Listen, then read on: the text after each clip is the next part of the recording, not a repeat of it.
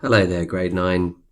So, I'm going to just give you an example of how to go about writing a report for criterion A, the first part, A1. So the first question, what we have to do is justify the need for a solution for a particular audience. So, first of all, you have to establish who is it that is going to need this product that you're going to design, this AT product. So the first thing is just to think, do you know anyone? And I did know somebody. I knew a chap called Barry. But anyway, if you don't know anyone, you should ask yourself the next question. What common disabilities could you aim to design for? Now, I did a Google search for common disabilities worldwide. You can see here, I did a little Google search there. Common disabilities worldwide, that was my search string, search term. And I looked at UNICEF's Global Report on Disability. Now, apart from realizing that disability is more common in Africa than it is in developed countries, which was really interesting to me, I also found it's like, much, much more common, 3 or 4 times as common. But I also found that the most common prevalent disability is caused by cerebral palsy. Okay, so I thought that'll do because I found out a bit about cerebral palsy, and I know that the symptoms these guys suffer from are similar to the symptoms that my friend Barry used to suffer from. He actually had a disease called muscular dystrophy, but he died very young. So, but I knew him well and we played a lot together.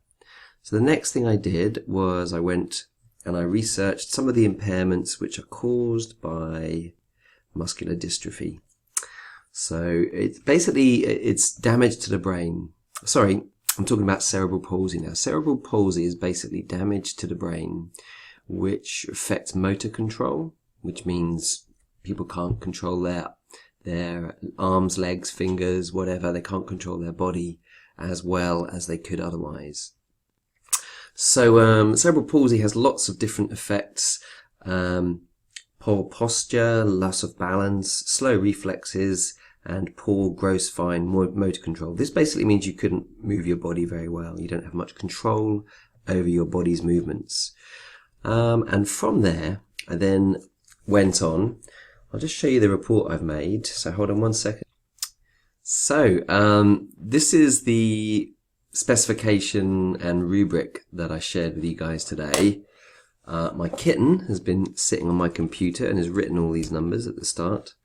Now so I've started to create this report in here. I'd like to share this with you. I've added a picture. Very nice. Sort of encapsulating the idea of the unit. And I've also been using Google's research tools. So I've got all these nice little footnotes and automatically generated citations at the bottom. And I did all that amazingly easy. I'll have to show you how to use that.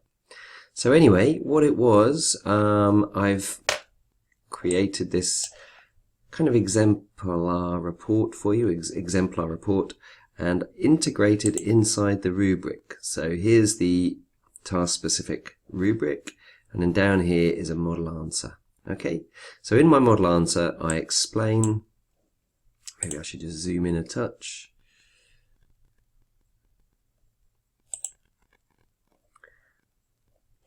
Hold on one second.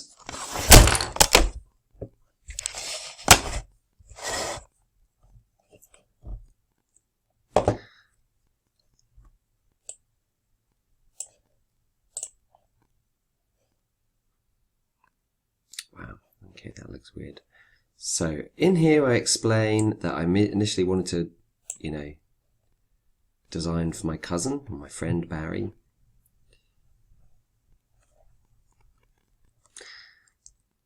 Okay, so he was the guy here who I talked about here. Okay, he's someone I actually know who had a really serious disability. So then I explained that I came to the decision to create a product for cerebral palsy strugglers, people who suffer from that.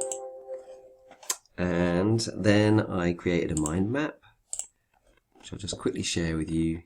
And in here, I wrote down some of the problems that people who suffer from cerebral palsy suffer from, such as poor posture, and after that I came up with some ideas for products. So they will be dropping things more often than usual. things like food, money, and phones or tablets. And I talked about, here are some ideas that I got from considering that problem. So I came up with a whole range of different ideas, okay, and I eventually settled on kind of combining this one with this one, all right? So I'm going to make like a chest stand, so the device kind of sits on your chest like this, a little brace, and it's going to have neck straps as well. Yeah, so I just talk a little bit about that in my report, okay? So by this point I have come up with a product and I've explained precisely how it meets the needs of people that suffer from this particular condition, this cerebral palsy. Okay, so here I explain it must be even harder for people with cerebral palsy to avoid dropping devices as they have weak hands and slow reflexes. They would find it hard to react and catch a dropped device. And I'm going to just mention a little bit more about how it addresses their needs. Okay, so I've just added this this last sentence here, just because I really want to make it clear that I am designing for a particular audience. Okay, so the rubric says you've got to explain how your intended product will help your target audience perform a particular task referred to the specific needs of the audience. So here we go. There are many apps which help CP sufferers, e.g. text-to-speech apps for those who find talking difficult. Now I actually found a good source there, is this one here, Assistive Technology Top Apps. So I'm actually going to cite that source now. Just move my picture out of the way. Okay, I followed this link. Okay, it took me here. I read it, I found out it was relevant. So I'm now going to cite that as a source just there. Okay, and you see how it comes up with the 4, and we get a little footnote here with an MLA formatted. It's perfect. So, there are many apps which help CP sufferers, e.g. text-to-speech apps for those who find talking difficult, and digital devices make their lives easier and more fun. Okay, so I'm aiming this product squarely at people that suffer from CP. This product will enable those with CP, which affects their arms and hands, to use a tablet for longer periods of time without getting tired, and also help them to avoid dropping and breaking devices. Okay, I've probably done enough there.